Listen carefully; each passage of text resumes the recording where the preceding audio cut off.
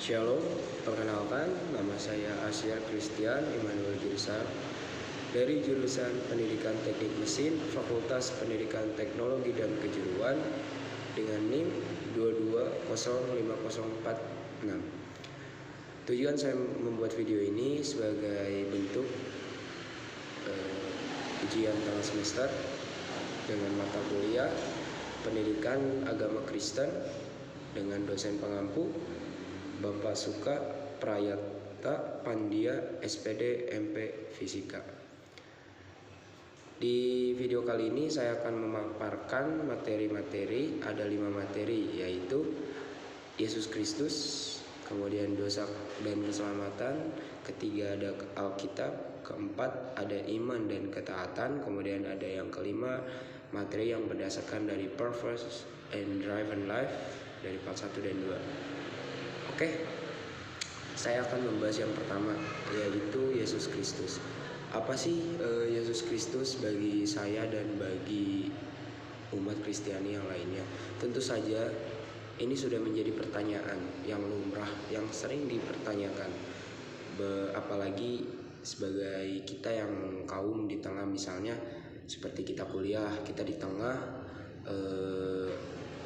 orang-orang yang berbeda keyakinan dengan kita. Sering mereka bertanya kepada saya ataupun teman-teman saya, contohnya, siapa sih itu Yesus Kristus? Dan sebagai kita umat percaya, tentu saja kita harus sudah memiliki keyakinan untuk bisa menjawab dari pertanyaan itu. Nah, di sini saya mempunyai sedikit pemaparan dari apa yang saya ketahui. Di dalam Alkitab diajarkan kepada kita bahwa Yesus itu lebih dari sekedar seorang nabi. Kemudian yang saya baca juga, Yesus lebih dari sekedar seorang guru yang baik.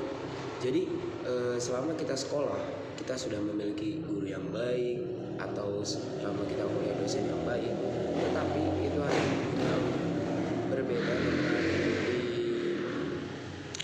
surgawi ataupun secara duniawi. Yesus itu lebih dari sekedar guru yang baik.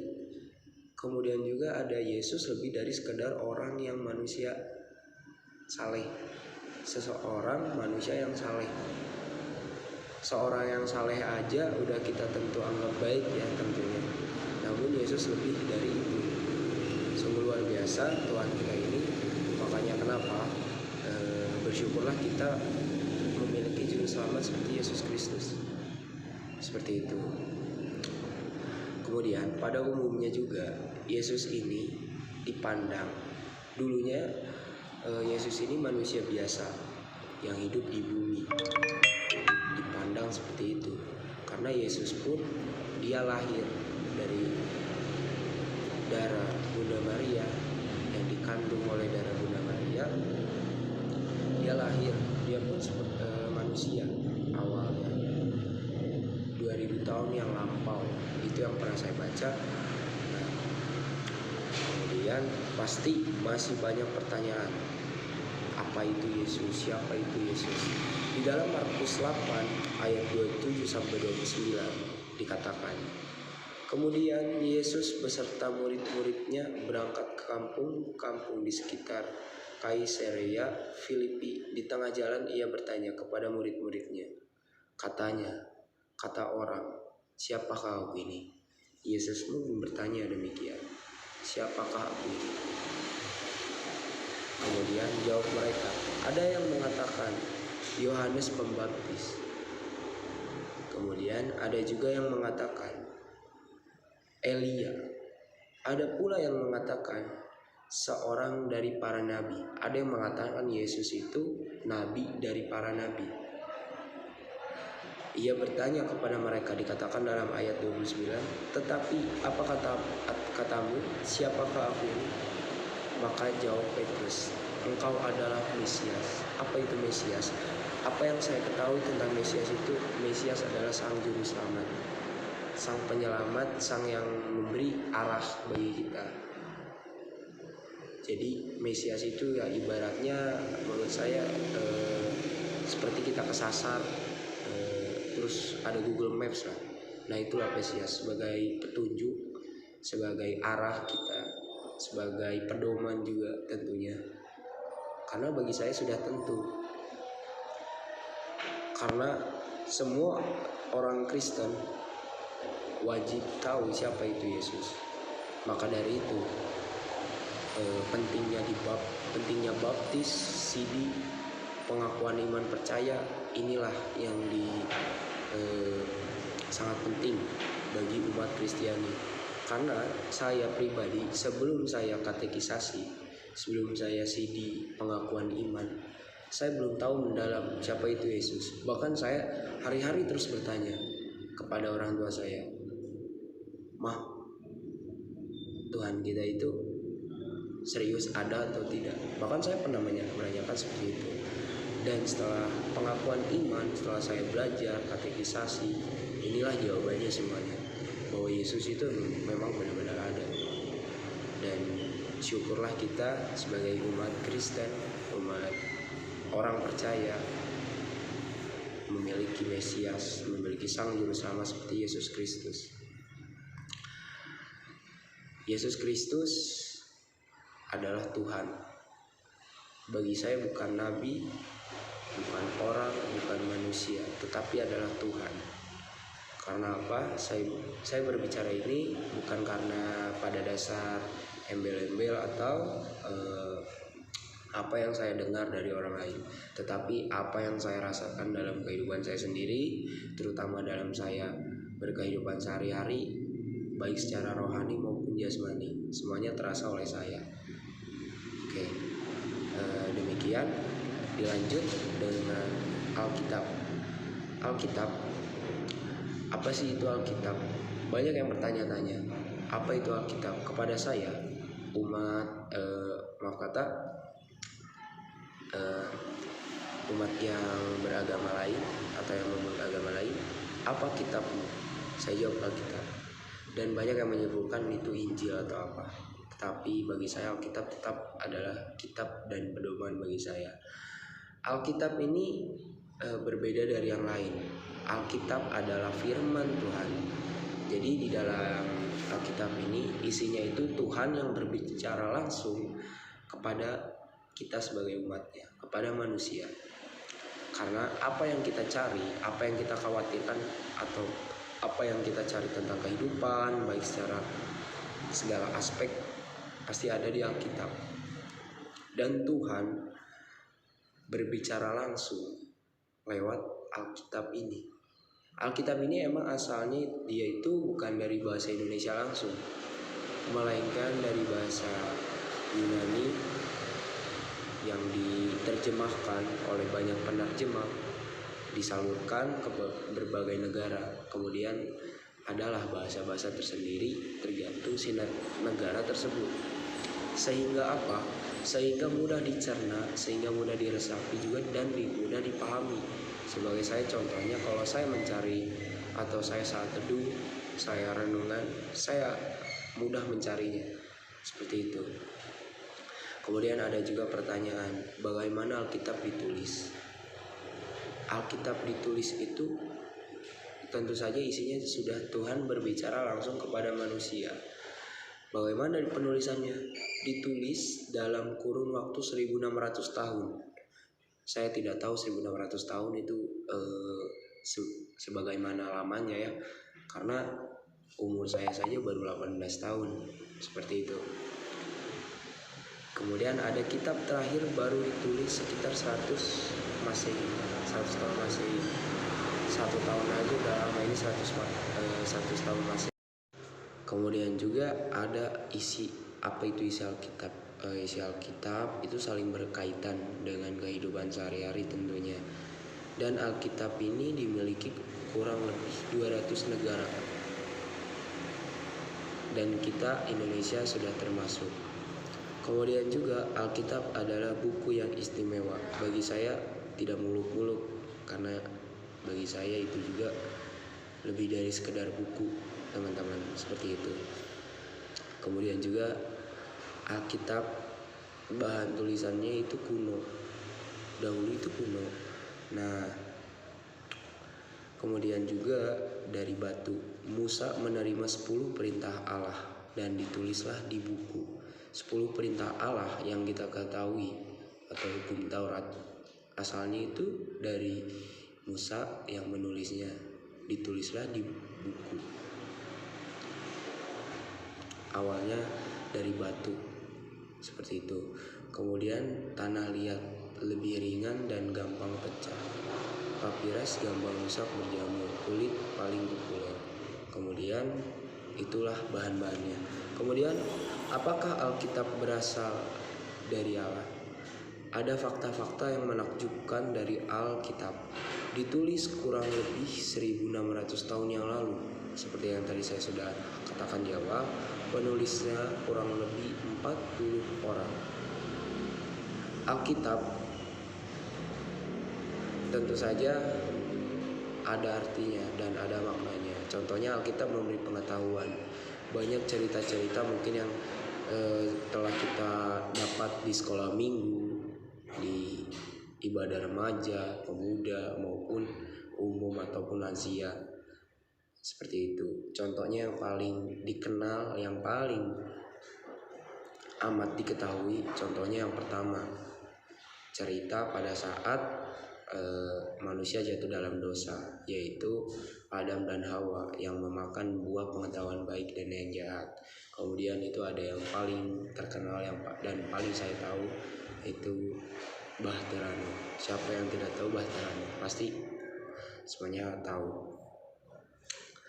Dan juga Alkitab, apakah Alkitab benar-benar firman Tuhan?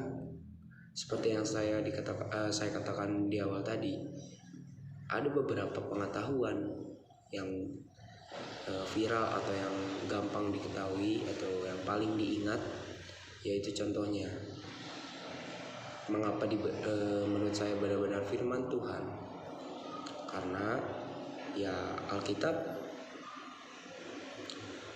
merupakan bagaimana ya, itu isinya Tuhan yang berbicara langsung kepada manusia melalui sebuah buku atau kitab yang sangat istimewa, dan di dalamnya itu bahasa-bahasa dan kalimatnya ya seperti kita berbicara secara face to face.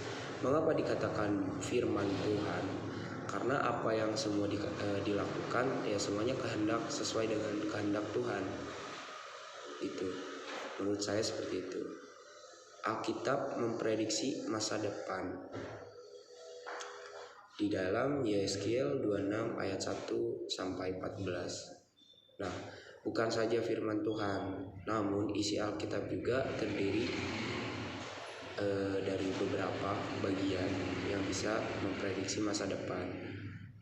Bukan bisa memprediksi, namun ada ayat yang membuat kita supaya kita tidak takut dalam masa depan kita, dalam kehidupan kita. Semuanya sudah diatur oleh Tuhan. Hanya saja kita perlu bersabar dan kita perlu terus berdoa. Kemudian di Alkitab juga dituliskan beberapa isi seperti nubuat tentang kedatangan Mesias, seperti satu kelahiran Yesus dinubuatkan di kitab Mika. Yesus dinubuatkan di kitab Mika. Terdapat di kitab Mika seperti yang kita baca, Yesus bagaimana lahirnya, bagaimana siapakah itu Yesus, ada di kitab Mika. Kemudian kematian Yesus pun dinubuatkan. Dia rela disalibkan tanpa pamrih. Ibaratnya Yesus itu rela tidak menuntut apapun demi menyelamatkan kita, dan itu merupakan menurut saya bagian juga dari isi firman Tuhan, yaitu Alkitab. Nah, seperti sampai disitulah materi yang bisa saya paparkan tentang Alkitab. Kemudian ada dosa dan keselamatan. Kemudian dilanjut pembahasan yang ketiga, yaitu dosa dan keselamatan. Di sini saya akan menjelaskan apa itu dosa dan keselamatan. Pertama, dosa. Tentu saja dosa merupakan suatu bentuk yang salah yang terjadi di dalam kehidupan kita, baik secara duniawi maupun rohani ya. Dosa itu awalnya seperti yang kita ketahui di Alkitab, dari manusia pertama yaitu Adam dan Hawa. Adam dan Hawa di Taman Eden yang memakan buah pengetahuan yang baik dan yang jahat. Di cerita waktu itu Tuhan mengatakan, silahkan kamu makan apapun yang ada di sini kecuali satu buah di pohon itu. Namun karena hawa nafsu, semua karena kedagingan, Adam dan Hawa tidak bisa menahan karena rasa penasaran mereka. Kemudian mereka memakan. Kemudian daripada itu, singkat cerita, jatuhlah manusia ke dalam yang namanya dosa. Dosa itu di dalam Roma 7 ayat 12 sampai 22 disimpulkan secara genetik sudah diturunkan. Tidak ada orang yang tidak pernah berdosa. Jadi kita dilahirkan pun kita tentu cikal bakal yang memiliki dosa. Secara genetik sudah diturunkan, turun temurun terus ke bawah. Kemudian dosa itu adalah suatu hal yang menyimpang dari ajaran-ajaran Kristus. Contohnya banyak di dalam 10 hukum Taurat. Kemudian 10 perintah Allah dikatakan. Ada contoh jangan mencuri. Tentu saja, namun masih banyak sekarang yang terjadi pencurian seperti yang kita ketahui. Kemudian jangan membunuh, yang kita ketahui juga sudah kasus yang sampai detik ini belum selesai, yang melibatkan dari petinggi-petinggi Polri. Itu merupakan suatu bentuk perlakuan atau perbuatan dosa. Dan kita sehari-hari pun tidak luput dari dosa. Contoh kita kecil marah pun itu merupakan suatu bentuk dari dosa. Kenapa? Karena Tuhan mengajarkan kita saling mengasihi, saling memaafkan dan saling mengampuni, seperti yang tercantum dalam doa Bapa Kami. Namun kita kadangkala lupa atau kadangkala kita mengikuti hawa kedagingan dan dari nafsu kita. Itu juga semuanya melibatkan dari esensi perilaku. Apa itu upah dosa? Di dalam Roma 6 ayat 23, maut. Dosa mendatangkan maut. Disimpulkan di sini maut. Nah, kenapa maut? Karena tentu saja untuk kita dapat bertahta di kerajaan sorga, tentu saja kita harus tidak memiliki dosa. Menurut saya kita harus hidup sesuai apa yang telah diajarkan firman Tuhan. Namun semua Tuhan pun mengerti, karena kehidupan kita tak luput dari dosa. Maka dari itu Tuhan memberi keselamatan untuk orang-orang percaya yang bertaubat dan tidak melakukannya lagi. Karena apa? Kalau dosa setelah tobat dilakukan secara terus menerus, apalagi itu secara sadar, itu upahnya adalah maut. Namun di dalam keselamatan, Tuhan menjanjikan keselamatan bagi orang-orang yang percaya, yang mengaku percaya dan bertaubat. Maka dari itu tidak mudah untuk seseorang mengaku percaya. Pada waktu itu saya mengatakan pengakuan iman percaya, pengakuan iman rasuli pun saya gugup, karena bagi saya itu suatu hal yang sakral. Namun itu juga belum menjamin tentu saya mendapatkan keselamatan, karena masih banyak tugas-tugas kita sebagai umat orang percaya, umat Kristen, untuk bisa memperoleh keselamatan. Masih banyak tantangan-tantangan yang akan terus kita hadapi di kehidupan kita sehari-hari. Maka dari itu Tuhan selalu mengampuni kita. dan kita mempunyai Alkitab sebagai pedoman, sebagai bentuk kita bicara sama Tuhan supaya kita tidak kehilangan arah. Alkitab itu menurut saya, kalau Alkitab itu adalah suatu bentuk cara agar bagaimana kita memperoleh keselamatan yang kekal. Makanya bagi saya sudah menjadi hal wajib 1 ayat per hari minimal. Karena apa? Apa yang kita baca tidak mungkin tidak ada artinya. Tidak mungkin tidak ada artinya. Apalagi ayat yang saya suka itu ada di Yeremia. Kitab yang paling saya suka itu ada di Yeremia. Semuanya tercantum di situ. Bagaimana keselamatan, bagaimana kehidupan yang kekal, semuanya ada di situ. Kemudian juga ada di Mazmur, Matius, dan masih banyak lagi.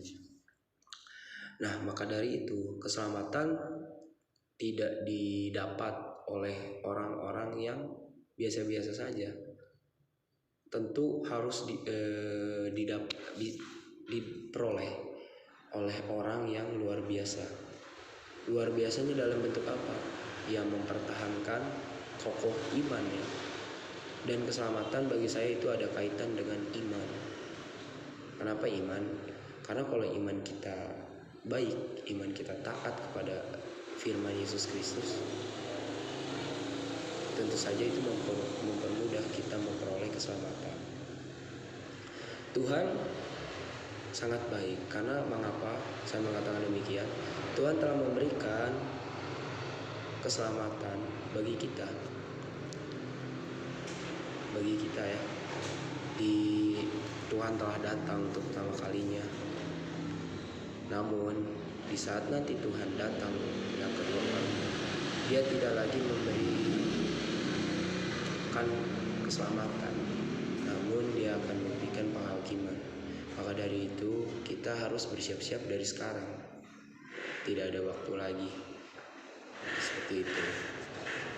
Kemudian dilanjut yang keempat. Pada poin keempat ini saya akan mengobarkan materi yaitu dari iman dan ketaatan. Di sini saya akan membuka Alkitab lebih banyak karena di sini terdapat beberapa poin-poin penting.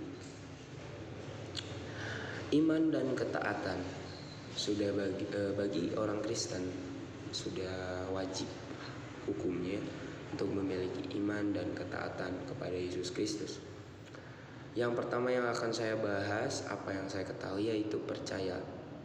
Di dalam Yohanes 3 ayat 16. Sebentar saya buka Yohanes 3 ayat 16.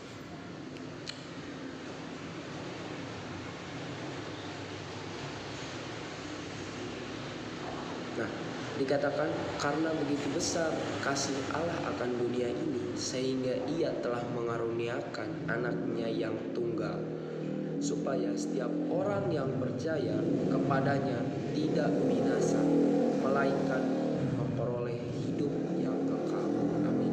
Nah, inilah yang tadi ada kaitannya dengan dosa dan keselamatan yang saya bilang di awal. Apa yang kita perbuat dalam contoh iman, itu yang kita peroleh. Ada juga hukum, yaitu apa yang ditabur itu yang akan kita tuai. Nah, di Yohanes 3 ayat 16 dikatakan demikian, yang tadi telah saya sebutkan. Percaya itu ada kekaitannya dengan ketaatan. Mengapa demikian? Saya akan membacakan di 1 Korintus 3 ayat 10 sampai 15. Sebentar.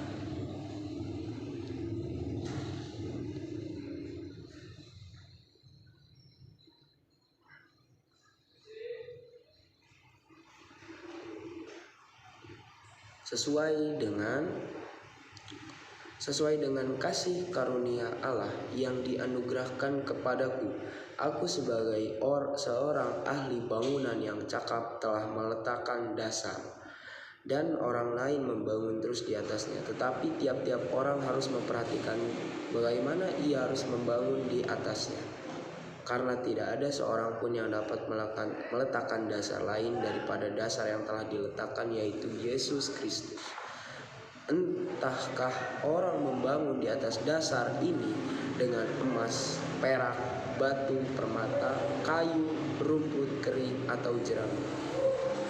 Sekali kelak pekerjaan masing-masing orang akan nampak, karena hari Tuhan akan menyatakannya.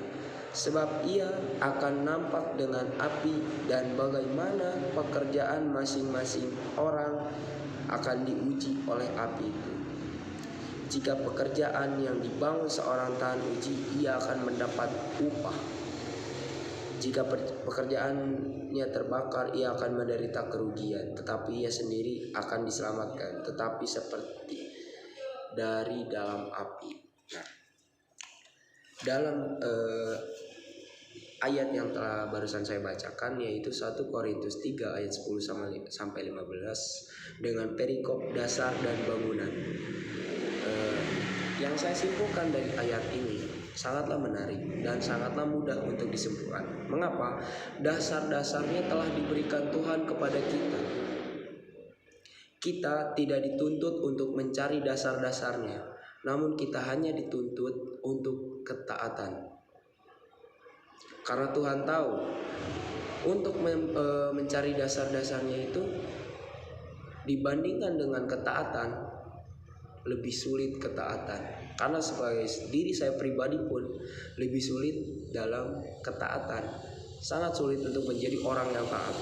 Banyak sekali tantangannya. Dikatakan di ayat 14, jika pekerjaan yang dibangun seseorang tahan uji, ia akan mendapat upah. Jika kita memiliki ketaatan yang kuat terhadap firman Tuhan, terhadap Yesus Kristus, kita akan memperoleh upah. Ada kaitannya dengan tadi materi dosa dan keselamatan. Kita akan memperoleh keselamatan, dan tentunya kita sudah pasti menjauhi apa yang namanya dengan dosa. Nah, Tuhan Yesus dikatakan dalam perikop dasar dan bangunan ini, Yesus telah membangun dasar-dasar.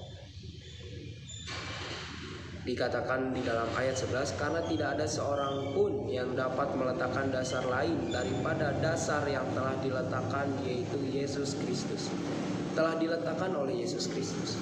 Tidak ada orang lain yang dapat menggantikan firman Tuhan, merubah firman Tuhan, ataupun membalikkan semuanya dengan doktrin-doktrin yang salah. Tidak ada seorang pun. Maka dari itu penting sekali di zaman sekarang bagi kita untuk memiliki ketaatan. Mengapa? Ya, supaya kita tidak gampang didoktrin, gampang terpengaruh, memiliki ketaatan yang sungguh-sungguh terhadap Yesus Kristus. Karena Yesus Kristus tidak mungkin, Tuhan kita tidak mungkin meminta kita untuk taat atau meminta kita untuk mengikutnya sebagai pengikutnya, untuk memberikan kehidupan yang sirna atau binasa, tidak mungkin. Namun Yesus menjanjikan keselamatan, memberikan upah bagi orang-orang yang taat dalam imannya, dalam kehidupannya, seperti itu. Maka dari itu ada kaitannya juga maka dari iman dan ketaatan. Kemudian saya akan membacakan definisi taat.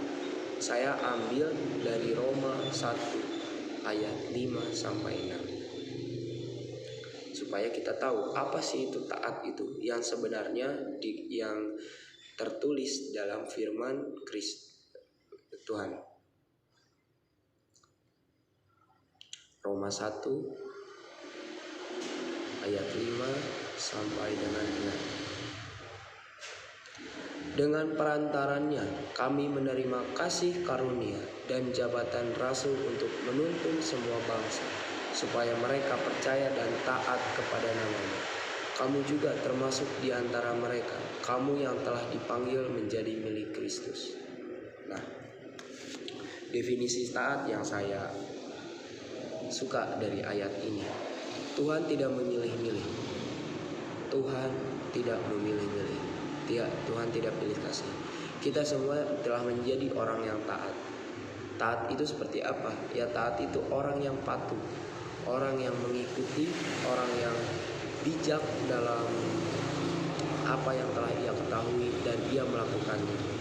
Dan dikatakan di ayat 6, kamu juga termasuk di antara mereka, kamu yang telah dipanggil menjadi milik Kristus.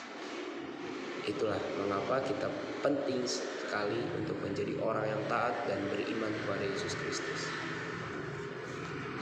Kemudian dilanjut untuk pemaparan materi yang terakhir, yaitu purpose driven and life dari part 1 sampai 2. Oke, dilanjut dengan materi yang terakhir ini, yaitu purpose driven and life dari part 1 dan 2. Saya akan menyimpulkannya. Pada mulanya semuanya segala sesuatu diawali oleh Tuhan. Hanya dalam Allah segala urusan kita dipermudah. Kita diciptakan untuk Tuhan. Topik dari pembahasan materi yang terakhir ini yaitu untuk apa saya hidup. Untuk apa sih kita hidup? Apa tujuan Tuhan kita hidup? Apa misi Tuhan di kehidupan kita? Kemudian saya juga akan membahas bagaimana menemukan tujuan hidup kita. Apakah berspekulasi atau pewahyuan? Nah, kita dapat menemukan identitas dan tujuan melalui hubungan dengan Tuhan Yesus. Nah, inilah pentingnya kita untuk selalu berdoa, meminta ampun, meminta petunjuk kepada Tuhan, meminta pertolongan. Nah, inilah tujuannya. Supaya kita tahu apa sih tujuan kita hidup, apa sih fungsi kita di dunia. Seperti itu. Tuhan memikirkan kita jauh sebelum kita memikirkannya. Inilah kuasa dari Tuhan. Sebelum kita melakukan sesuatu pun Tuhan sudah tahu. Contohnya apa yang bakal kita lakukan. Contohnya dalam video ini. Sebelum saya berbicara pun Tuhan sudah tahu apa yang saya pikirkan, apa yang saya akan katakan, apa yang saya akan perbuat. Tuhan sudah tahu semuanya. Kemudian juga Tuhan telah merancang hidup kita. Semuanya telah dirancang oleh Tuhan. Semuanya udah, ibaratnya Tuhan itu memiliki skenario kehidupan. Si A, si B, si C, semuanya telah disusun rapi oleh Tuhan. Kita bisa memilih karir, jodoh, hobi dan lainnya. Namun kita tidak bisa memilih tujuan hidup kita. Ini yang saya alami juga. Saya dapat memilih hobi, saya dapat memilih makanan kesukaan saya, apapun itu, apa yang saya suka, entah itu seseorang, saya bisa memilih seseorang yang saya kagumi, saya bisa memilih. Namun saya tidak bisa memilih tujuan hidup saya. Sudah tentu dan sudah pasti semua orang memiliki, pengen banget tujuan hidupnya itu baik. Saya pribadi pun pengen. Namun saya tidak bisa memilih tujuan hidup saya. Semua udah diatur oleh Tuhan. Namun saya percaya tujuan hidup saya dibuat oleh Tuhan. Tidak lain dan tidak demikian, hanya untuk memuliakan namanya. Pasti ada berbagai bidang. Tidak dan tidak lain yang memuliakan nama Tuhan, karena ya itu bagi saya sangat penting, karena semua yang saya lakukan ada kaitannya dengan Tuhan. Seperti itu. Kemudian kita bukanlah suatu kebetulan. Saya ada lahir di dunia ini bukanlah suatu kebetulan, namun ada rencana Tuhan yang terjadi dalam kehidupan saya. Makanya kenapa saya ada, mengapa manusia-manusia ada, itu sudah ada rencananya, sudah ada tujuannya, sudah ada plannya, semuanya sudah ada. Tuhan sudah memikirkannya kita jauh sebelum kita ada. Kita sudah dipikirkan oleh Tuhan sebelum kita lahir. Kita dibentuk oleh Tuhan, kita dirancang oleh Tuhan. Tuhan telah memikirkan segala aspek, bagaimana kita telah lahir, kita kehidupan bagaimana, Tuhan telah memikirkan. Tuhan menjadikan kita dengan suatu maksud, yaitu untuk tujuannya. Nah, seperti yang saya katakan tadi, tidak mungkin Tuhan memberikan dan menginginkan kita untuk melakukan tujuan hidup yang salah. Semua udah diatur oleh Tuhan. Hanya saja ada kaitannya dengan iman dan ketaatan. Kita hanya saja untuk perlu taat. Kita tinggal taat saja. Hanya saja kita perlu menghindari apa itu namanya dosa. Tuhan menciptakan alam semesta karena Ia adalah Tuhan atas kasih dan karunia. Nah, yang saya simpulkan di sini, kita hidup, kita menikmati alam semesta itu semuanya karena Tuhan adalah Tuhan atas kasih, Tuhan yang atas karunia, dan Tuhan atas mujizat. Semuanya itu ada kaitannya. Seperti itu. 5 hal yang menggerakkan kehidupan manusia menurut apa yang telah saya baca. Yang menggerakkan manusia, contohnya pertama, rasa bersalah. Jika kita memiliki rasa bersalah, kita memiliki rasa gelisah, takut atau khawatir. Kemudian kebencian dan kemurkaan. Kemudian ketiga, ketakutan. Ini ketiga poin ini ada kaitannya semua. Yang keempat, materialisme. Sudah tidak asing manusia yang kaya, banyak yang tinggi hati, menjadi lupa akan Tuhan. Banyak sekali yang saya temukan seperti itu. Kemudian ada pun yang mempengaruhi atau menggerakkan kehidupan manusia, kebutuhan untuk diterima. Jadi seringkali kita sebagai manusia menjadi manusia pengemis terhadap Tuhan. Saat kita susah, kita mengemis-mengemis, memohon-mohon, berdoa 24/7 setiap hari kepada Tuhan. Namun setelah semuanya Tuhan berikan, kita lupa. Itulah hal-hal yang bisa menggerakkan kehidupan manusia. Oke, kiranya apa yang saya paparkan bisa menjadi rema bagi kehidupan kita, menjadi berkat bagi yang menonton video ini. Terima kasih atas perhatiannya. Saya tutup. Terima kasih. Shalom, Tuhan memberkati. God bless you all.